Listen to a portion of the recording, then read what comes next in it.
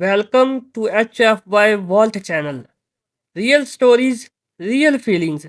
If you feel something today, stay with us. She asked for one last night. Humans didn't expect this alien's request. The signal arrived at 2:14 Earth time. It was short. It was clear. And it was impossible to ignore. The alien ship X9 had been orbiting Earth for 6 days. No weapons fired. No threats spoken. Just silence. Then one message came through all human channels at once. I request one last night. With humans. No one understood what that meant. The world stopped breathing. Military leaders froze.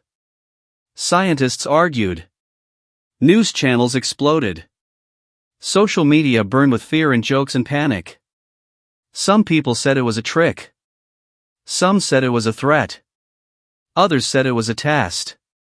But the alien speaker, known only as Lyra, did not explain more. She asked again. One night. Before we leave forever. That was the hook that pulled all of humanity forward.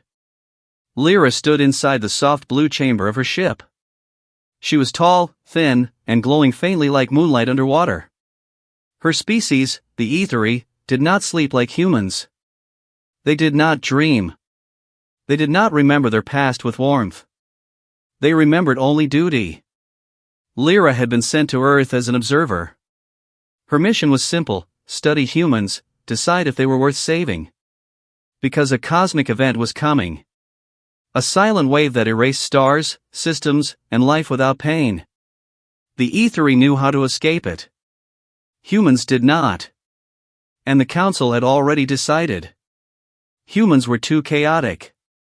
Too violent. Too emotional. Not worth the risk. Lyra was ordered to return. Earth would be left behind. But during her time watching humans, something strange happened. She felt heavy. Not sick. Not afraid. Full. She watched humans laugh even when life was hard.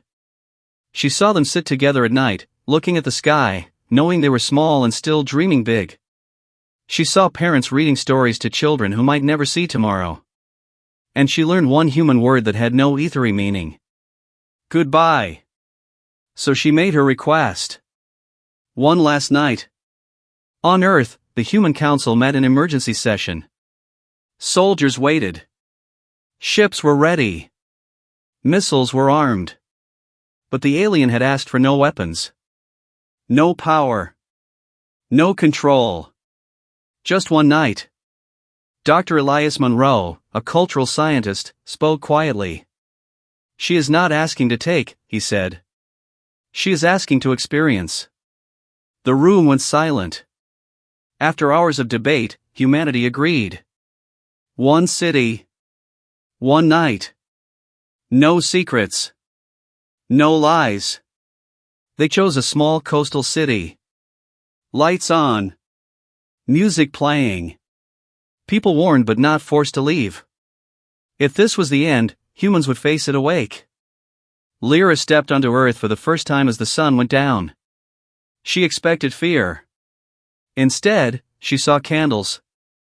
People stood on streets and rooftops. Some cried. Some waved. Some just watched. A child stepped forward, holding a small paper lantern. Are you leaving? The child asked. Lyra paused. Her kind did not pause. Yes, she said. The child nodded. Then you should see the night. The lantern was placed into Lyra's hands. It was warm. That was new. For hours, Lyra walked among humans. She heard music that had no pattern but made her core vibrate. She tasted food that made no logical sense but felt important. She watched couples dance slowly, not for survival, not for duty, but because they wanted to. She saw old humans sitting quietly, holding hands, saying nothing. She saw young ones running, laughing, falling, getting back up. And everywhere, she heard stories. Not about power. About moments. At midnight, Lyra stood on the beach. The ocean moved like breathing glass. The stars above were sharp and bright. Dr. Monroe stood beside her. "You could have asked for anything," he said. "Why this?" Lyra looked at the waves. "My people measure life by efficiency," she said. "You measure it by meaning." She turned to him. "If Earth ends tomorrow," she asked, "will you regret tonight?" Monroe shook his head. "No. Tonight is enough." That answer shook her more than any weapon could. Back on the ship, the Ethery Council waited. "Report," they demanded. Lyra was silent for a long time. Then she spoke. "Humans are inefficient. Dangerous. Emotional." The council agreed. She continued. "They are also brave without reason. Kind without reward. And they face the end by holding hands instead of running." The chamber glowed dimmer. "They know they are small," Lyra said. "And they still choose to care." The council hesitated. That never happened. As dawn approached, Lyra returned to her ship. People watched quietly.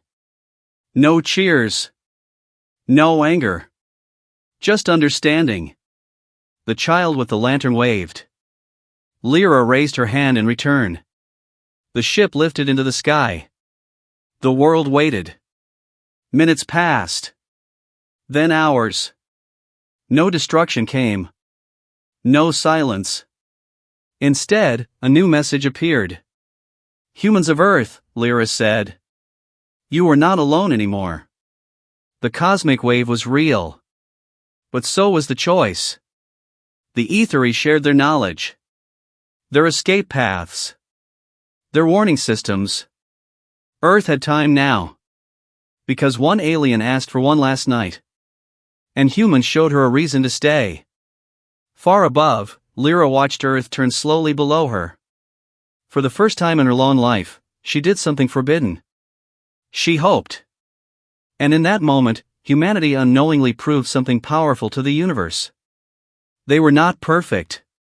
They were not strong. But they were worth saving. More feelings are coming. Like, subscribe, and don't miss them.